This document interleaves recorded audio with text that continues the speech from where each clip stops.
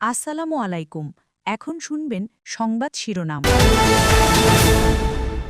কেবল বদলিতেই দুর্নীতি থেকে দায় মুক্তি পেলেন ময়মনসিংহ জেলা পরিষদের প্রধান নির্বাহী কর্মকর্তা কবির হোসেন।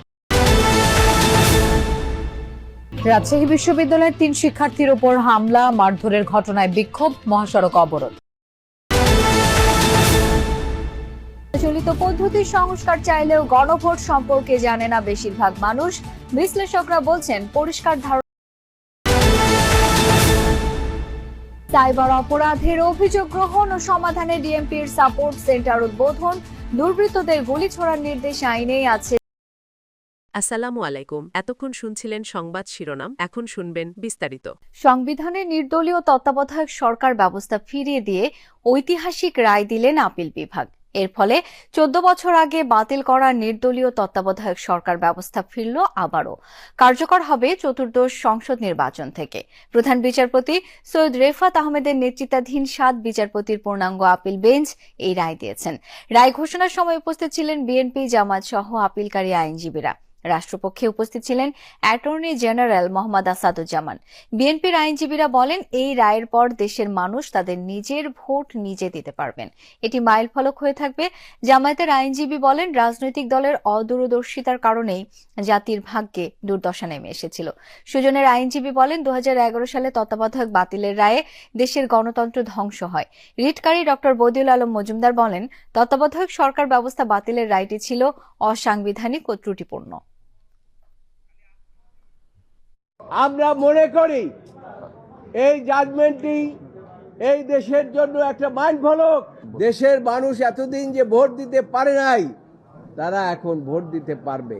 মূলত রাজনৈতিক দলের নেতৃবৃন্দের এই অদূরদর্শী আচরণের ফলেই জাতিকে যা খেসারত দিতে হয়েছে, এটা কনসিকুয়েন্স আকারে আমরা আদালতের সামনে তুলে ধরেছিলাম। এটা একটা যে অসাংবিধানিক রায় ছিল, এটা ত্রুটিপূর্ণ রায় ছিল, এবং এর পরবর্তী যে পঞ্চদশ সংশোধনী পাশ করা হয়েছে সেটার ব্যাপারে আমি প্রথম বলেছিলাম যে ওটা ওই যে both legitimacy and legality was questionable.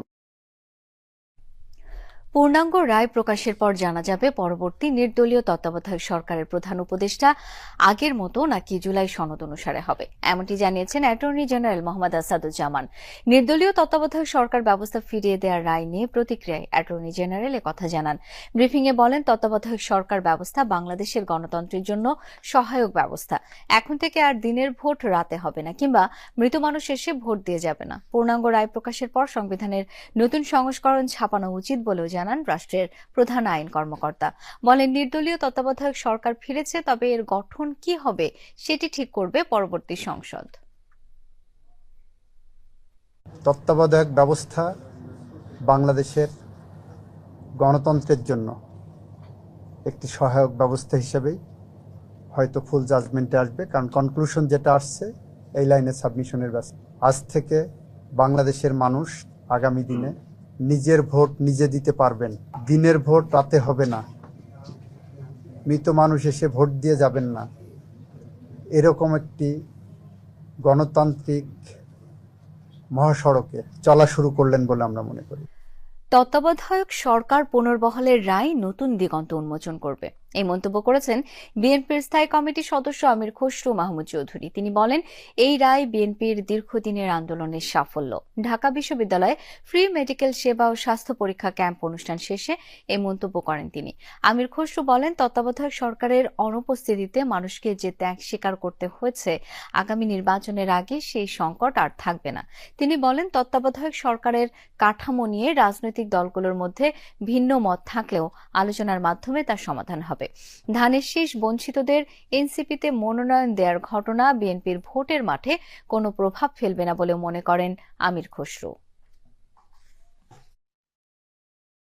সুষ্ঠু নির্বাচন সম্ভব একটা কেয়ারটেকার সরকারের মাধ্যমে। এইখানে জাতীয় একটা ঐক্যমত আছে, সবচেয়ে ভালো কথা হচ্ছে সেই জায়গাটায়। এই ঐক্যমতের মাধ্যমে আমি আগামীর গণতন্ত্র বাংলাদেশে আমার মনে হয় একটা নতুন দিগন্তের দিকে আমরা যাচ্ছি। আগামীর অন্তত দিনগুলোতে নির্বাচনগুলো সুষ্ঠু হবে, গ্রহণযোগ্য হবে, বাংলাদেশের মানুষ তাদের ভোটাধিকার প্রয়োগ করতে পারবে, তাদের প্রতিনিধি নির্বাচিত করতে পারবে। প্রচলিত পদ্ধতির সংস্কার চাইলেও গণভোটের মানে বোঝে না বেশিরভাগ মানুষ। তাদের কাছে হ্যাঁ না ভোটের গ্রহণযোগ্যতা নিয়েও রয়েছে নানা প্রশ্ন।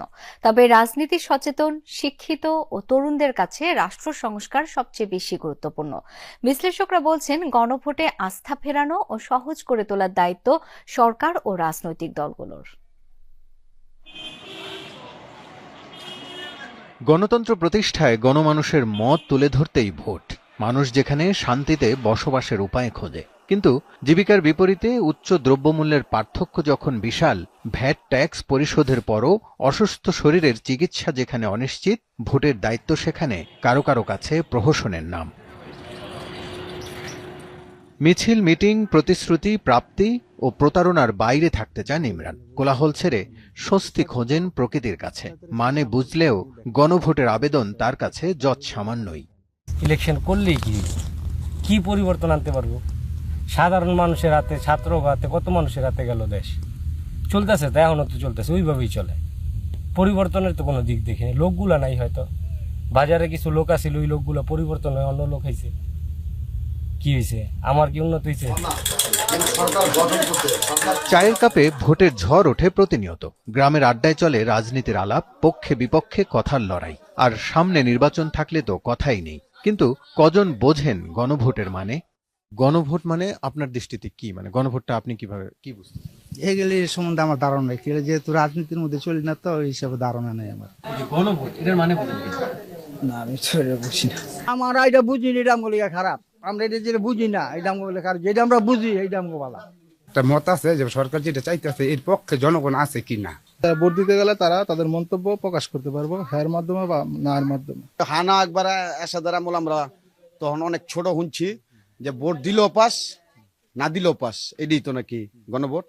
বলা হয়ে থাকে ৬৮,০০০ গ্রাম নিয়ে বাংলাদেশ গঠিত, এবং এই গ্রামে সহ বিভিন্ন শহরে যেসব মানুষ বসবাস করছে সেসব মানুষের উপর নির্ভর করছে গণভোটের ভবিষ্যৎ। শিক্ষার হার, রাজনৈতিক জ্ঞান এবং সচেতনতার উপর গণভোট বুঝতে না পারা বা পারা নির্ভর করছে। এক অংশের মানুষ একেবারেই গণভোট সম্পর্কে অনভিজ্ঞ, আবার শিক্ষিত বা সচেতন শ্রেণীর মানুষের কাছে গণভোট কিংবা ৪টি প্রশ্ন নিয়েও তারা বেশ খানিকটা ধারণা রাখেন। গণভোটে ৪টি প্রশ্ন রাখা হবে: তত্ত্বাবধায়ক সরকার গঠন, উচ্চকক্ষে পিআর, বিরোধী দল থেকে ডেপুটি স্পিকার ও জুলাই সনদে ঐকমত্যের সুপারিশ বাস্তবায়নের পক্ষে বিপক্ষে হ্যাঁ না ভোট দিবে জনগণ। সে আলোকে বাস্তবায়িত হবে বহুল প্রত্যাশিত রাষ্ট্র সংস্কার। অ্যাপ্রোচটা খুব ভালো হয়েছে। লাইক আমাদের যে পাবলিক ওপিনিয়নটা আছে এটাকে আমলে নেওয়ার চেষ্টা করা হচ্ছে বা নেওয়ার একটা চিন্তা ভাবনা করতেছে তারা। আমরাই পিছিয়ে যাচ্ছি, আমাদের দেশের মানুষজন পিছিয়ে যাচ্ছে, তাই এটা তো অবশ্যই আমাদের সংস্কার বাধ্যতামূলক।